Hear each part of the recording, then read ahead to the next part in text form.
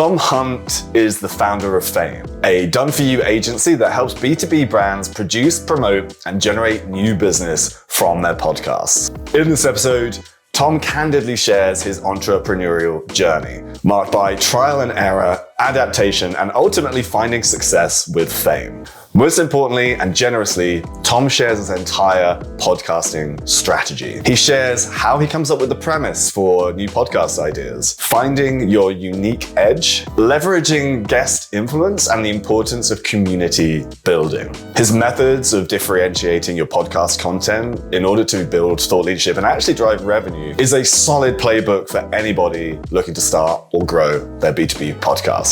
One that builds influence, generates revenue, and establishes fame. Enjoy! Tom, thank you ever so much for joining me today. For people who don't know, you're the founder of 2 SaaS companies and an agency, all focused on B2B podcasting. And following your journey, it seems like the SaaS businesses came first and the agency came later. Now, many people think that I'm mad for starting an agency, but as someone who went through the journey of building something more quote unquote scalable, some people might think you're a little bit mad getting into the services world. So why did this SaaS founder get into the agency game? So the SaaS companies, I'd say one was a marketplace, and then we actually iterated on a shitload of other little SaaS products. So none of them worked that well. So the reason I think it was Einstein is like the definition of insanity is just trying to do the same stuff over and over again and expecting different results. So I think what happened is I really wanted to make the entrepreneurship thing work because I can't be employed because I'm a horrible employee. And so I guess after trying for 5 years doing it wasn't just SaaS, but I tried to do an absolute shit ton of things. And the agency thing is the only one that's worked actually quite well. So it was really a sense of how can I make this entrepreneurship thing work? I kept trying different things until I found one that now seems to be working quite well. Okay, interesting. So it was a matter of, look, I cannot go back to the world of full-time. I need to build something. And I guess already being in the podcast world, this made sense, right? Was it kind of like a natural progression into this productized service that you've built? So the background in podcasting, I actually think stems from childhood. We used to drive to France or Spain in the car from England to go on holiday with my family. And I remember we either used to listen to the cricket or we used to listen to audiobooks in the car. And I remember just absolutely loving that, wanting to stay in the car to finish the cricket, etc. So I think I've always loved audio. And then in one of these SaaS companies you mentioned, the marketplace called Virtual Valley, it was like Upwork, but for Filipino virtual assistants. Didn't really work. But one thing that worked quite well from that experience was a podcast that I started, which was actually a daily show, a daily solo podcast where I was narrating the journey of the company. Absolutely crazy idea, but I think I did it for 6 months, built a decent audience, and that was maybe it wasn't more financially successful than the SaaS company, but I guess I had more fun. It was super interesting journey. So that's the background in podcasting. And then the origin story of Fame is that I was actually employed as head of demand generation at a B2B SaaS company. We started a podcast. I was the host. Long story short, it was very profitable for my employer. So I left. They became the first client of Fame, still a client today, kicked me off from being a host. But they're very good to still want to be a client, even though I was leaving their company. So shout out to Ebster. Ebster, fair enough. Yeah, they gave you the room to move on, grow, but still pay you for it. Exactly, and I'm eternally grateful. If anybody needs any revenue intelligence software, go to ebster.com. Okay, I'll put it in the show notes.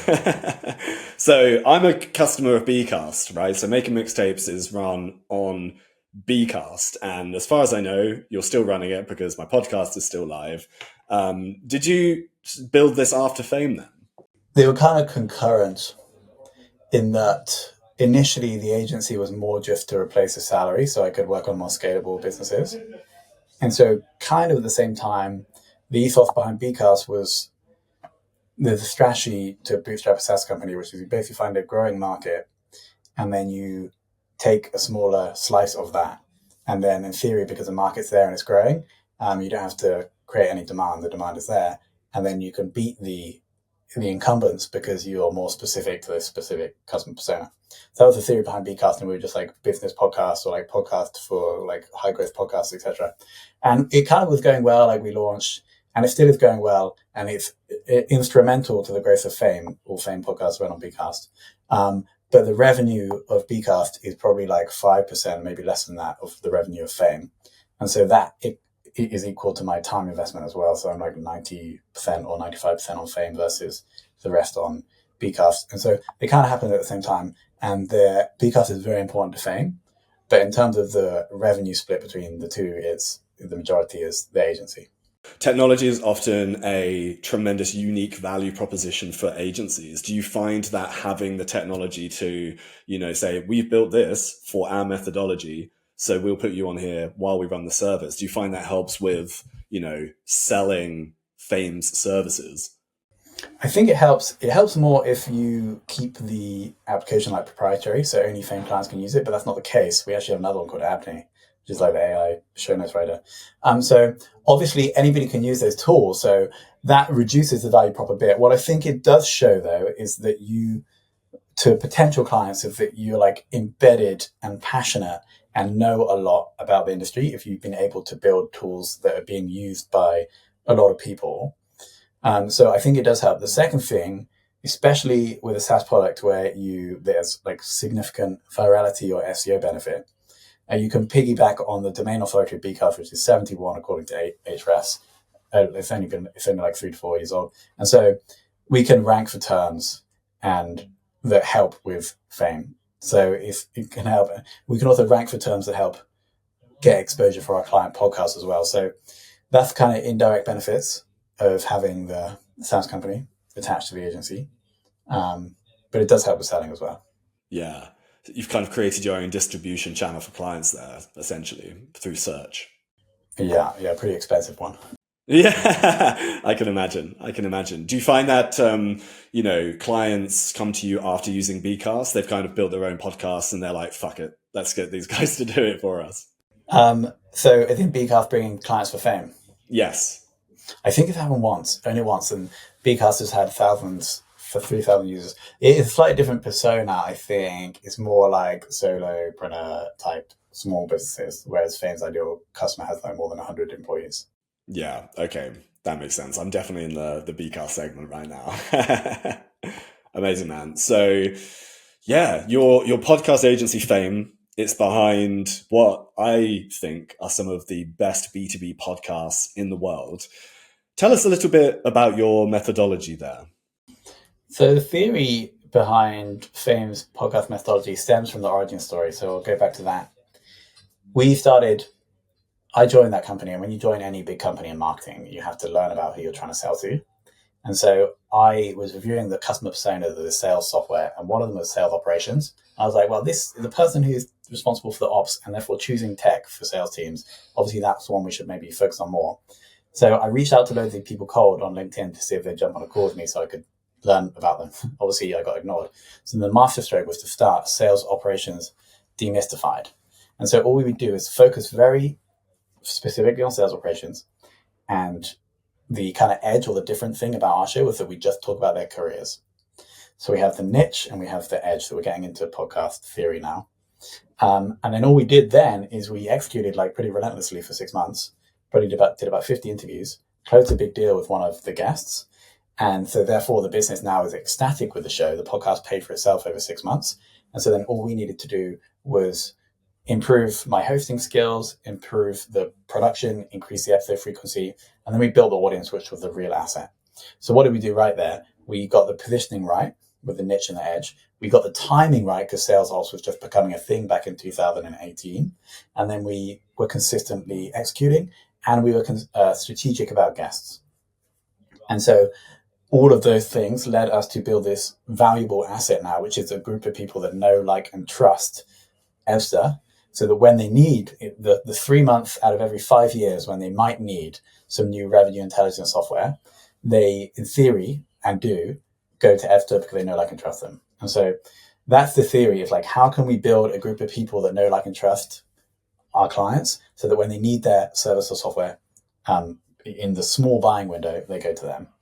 And so the way we do that is execute consistently, be strategic about positioning, be strategic about guests.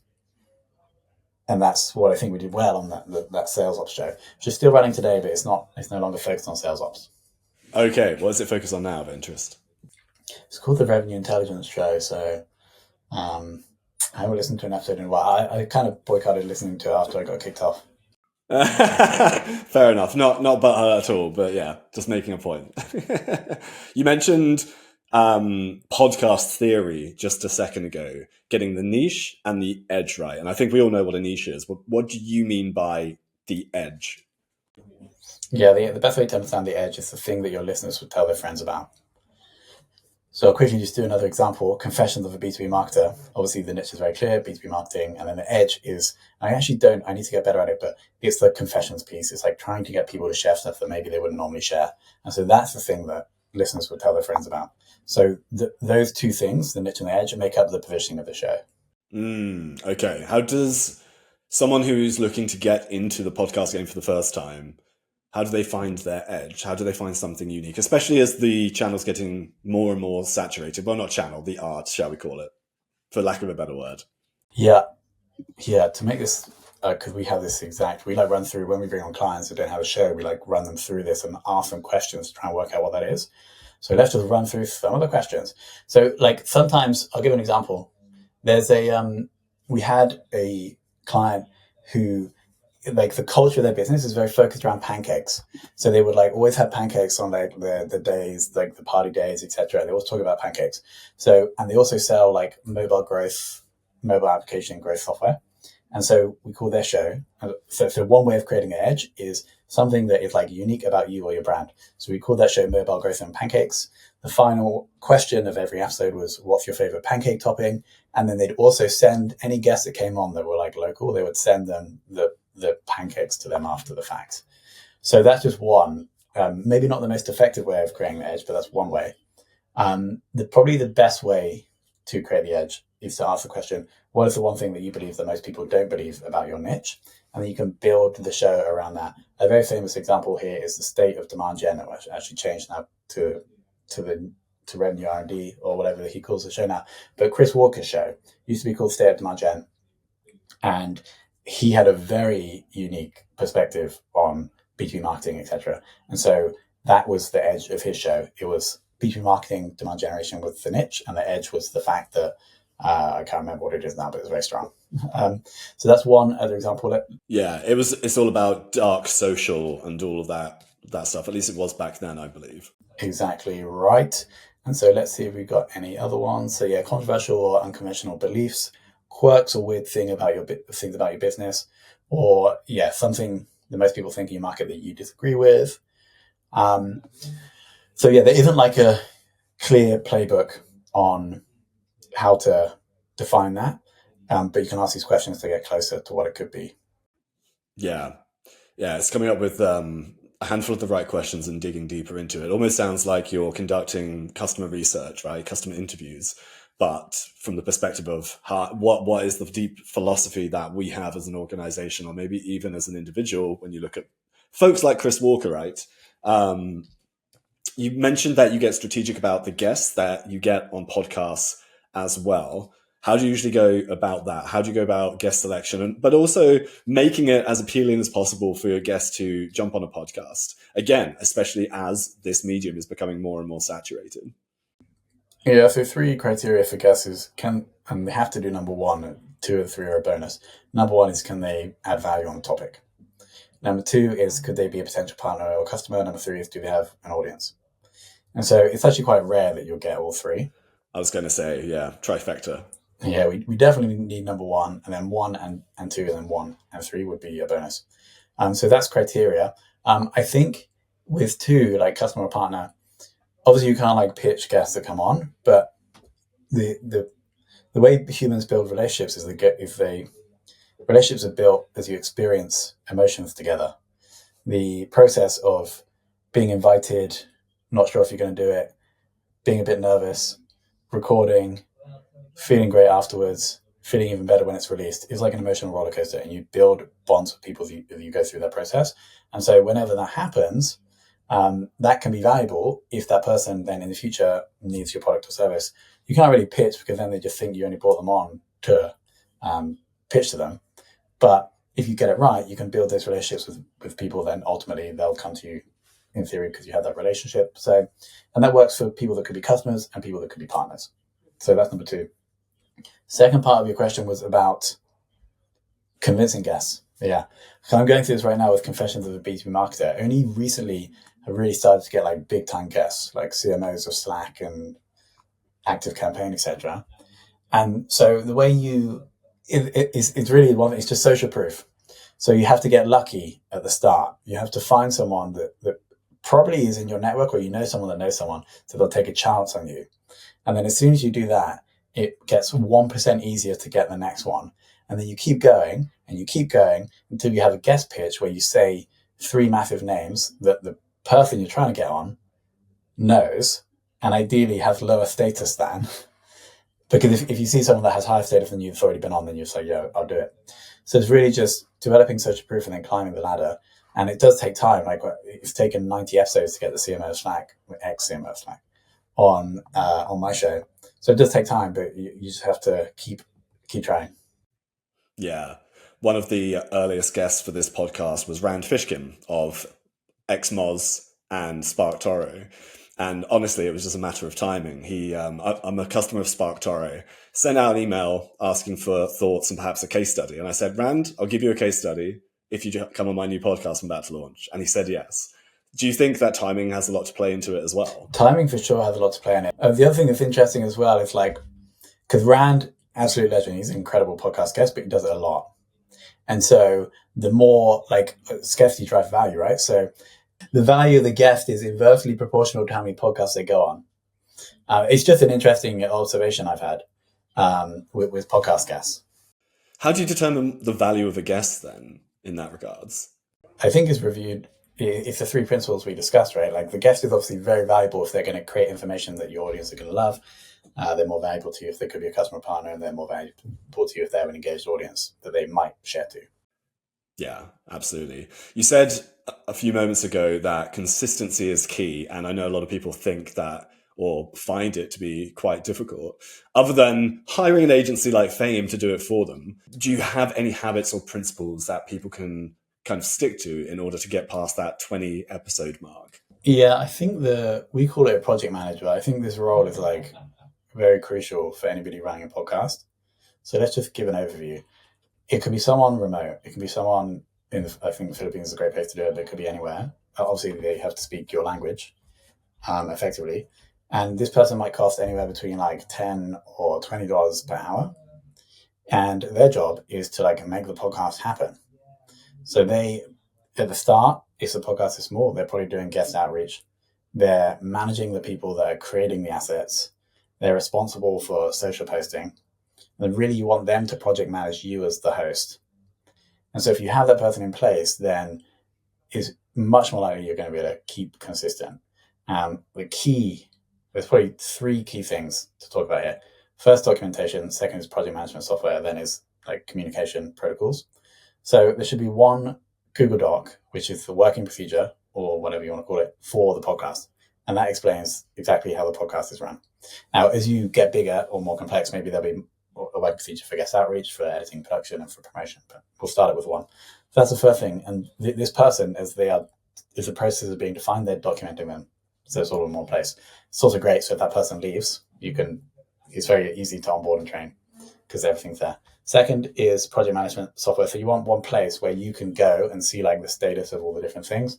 We use Trello, it could be anything.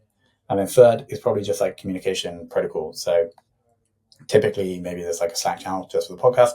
Only the people that are working on the podcast are in that Slack channel. There's rules about how you communicate and when. Maybe you have a 15-minute meeting every week where the project manager is going to update you on the status of the show. There's like a predefined agenda for that. And that agenda is populated, so you just turn up. They ask you any questions. So that's like the ideal. Like if you have that all set up, you as the host, all you're going to have to do is turn up, perform, upload the assets, review the assets. Maybe you're involved in guest outreach, but you'll be much more likely to be consistent if you do that. Amazing. That is such a wonderful, detailed answer. Yeah, having someone just to kind of hold you by the hand and make sure that you do the shit that you're supposed to do, or do it for you, right? Yeah, ideally. Because then you have the energy then to like prep for the show, be energized on the show, and then obviously do everything else that you need to do in your work life. Because I'm assuming most people that have a B2B podcast probably do something else as well. Yeah, of course. Exhibit A right here. And B as well. Going back to distribution, so you said Bcast is a very expensive distribution channel, very tongue-in-cheek.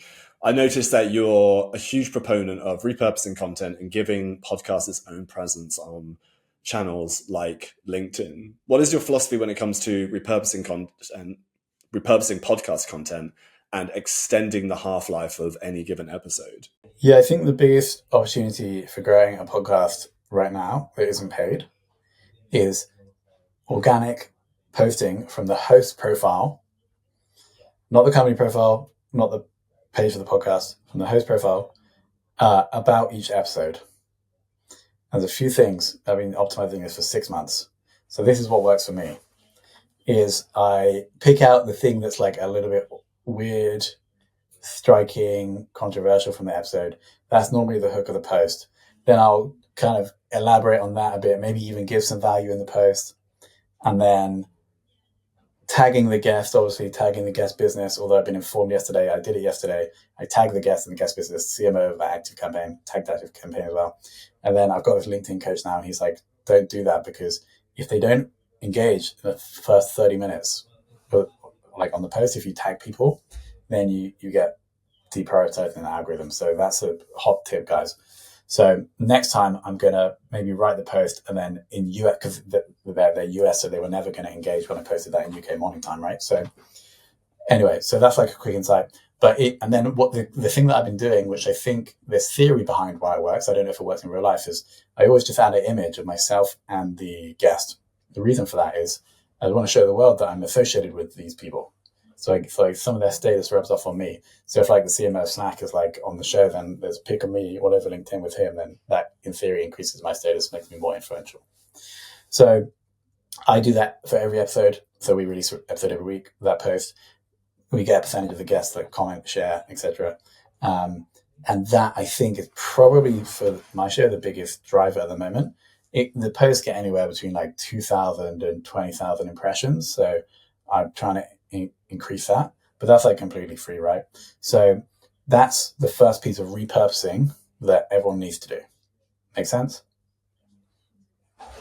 Second piece, this is bonus points, to create the company page for the show. It has to be a company page, not a showcase page. What this means is that you can then tag in all your posts. You can then tag the page. It's another place for people to follow the show. What you'll find, if your show is good, is that other people will start tagging the show so they'll write a LinkedIn post about the top 5 podcasts in B2B marketing, etc. They'll start tagging you. Guests will start tagging you. And then what you'll start doing is building up this audience. We only have just over 1,000 followers on the page for Confessions of a B2B Marketer. And then every day we post a snippet with like very simple copy, headline, tag guest business, put some hashtags. And that, like, so every day we're getting a tiny little spike of new people coming and getting the show, seeing the show. Also, and other opportunities for the guest and the guest business to share your stuff.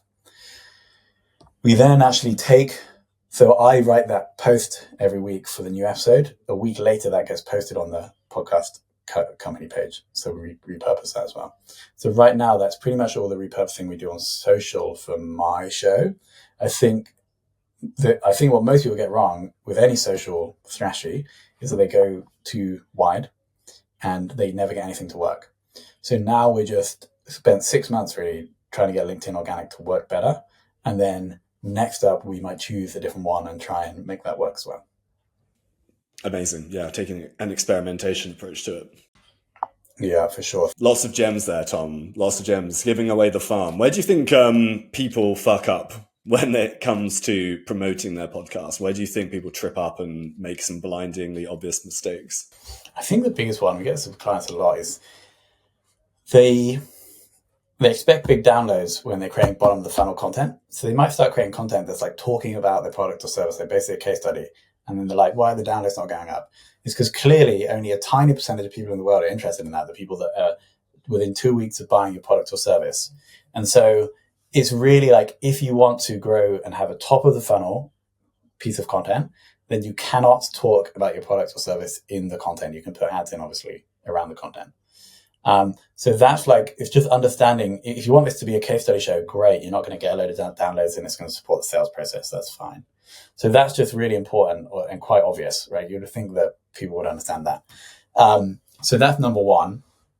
Number two is, as I mentioned, with organic social, creating stuff and trying to have like, because they think they'll get more attention just by being on all 4 platforms. They won't. You just look stupid because you have no engagement on any of them. So choose the one that has the most of your ideal listeners first. Most B2B shows is LinkedIn. Optimize that and then move on to the next. So that's the second one. Yeah, absolutely. I didn't realize that B2B brands were using podcast as a place for bottom of funnel content to directly talk about the product. Yeah, we typically, we don't advise against it. It's just, they have to understand that it's not going to be a massive show. But yeah, if, for example, they can then have the salespeople put their outbound cadences to help support that. Or if people have questions when they're in the sales process, sending them a podcast episode can help. It's probably like 1% of clients have use the show for that purpose. Yeah, amazing. Okay, good to know. Tom, a lot of gold has been shared today. I'd like to try and dissect the successes of my guests as much as possible for my listeners, but today I feel like I've learned a lot about what I can do better as I start rebooting this very podcast, so I do appreciate it. Before I let you go, one last question, and this is a question I like to ask all guests. What are you most jazzed about at the moment, whether that be in life or business? Yeah, great question. I think I recently read this book that I thought was going to be rubbish. It was called 10x is better than 2x by Dan Sullivan's concept, but it's written by an author whose name I can't remember. And what it basically says is that as an entrepreneur, you should just be continually focusing on the 20% of the work that gets the most results and is like your unique ability. And I actually have read it twice now, and it makes so much sense for me, because as a solo founder that's bootstrapped, you're always like thinking, what should I be doing with my time? So now I'm like very clear on what my unique ability is, and that's the 20%. So then I'm trying to delegate the rest, because hopefully going to grow the business, because that's where I'm most effective. And then after a couple of years, I then take the 20% of that 20%, get rid of the 80%, and I just keep honing in on the thing that I'm the best at. And that's how I can add the most value, but also enjoy myself the most. And so that's kind of liberated me to get rid of the stuff that I've had to do, or I think that I've had to do, but I don't really enjoy. And there's other people in the world that are much better at doing it. So that's the thing in the last month that's made me the most excited. Amazing. What is your 20% out of interest? Yeah, my unique ability, I've refined it. I'm pretty sure this is it, but it's basically consuming and synthesizing or thinking about and then producing information around B2B marketing. And in the future, it'll probably be more broader than that, like entrepreneurship, etc. And then distributing that information, both like external to business, but also internal. So a big part of my role is training the people that we have in order to run podcasts. So that's what I find that I just enjoy the most. And it's also where I've had feedback where people say, okay, you're pretty good at that. So it's consuming, synthesizing, and producing content around B2B marketing for internal and external purposes. Yeah, I've noticed on LinkedIn you're a big proponent of documenting everything. So that checks out. Tom, really appreciate you sharing everything today. One last thing, where can listeners learn more about you and find you? LinkedIn, I think, is the best place. Just DM me on LinkedIn. And then obviously fame.so is the podcast agency. Amazing. Tom, thank you again. I appreciate it. My pleasure, Tom. Thank you for having me.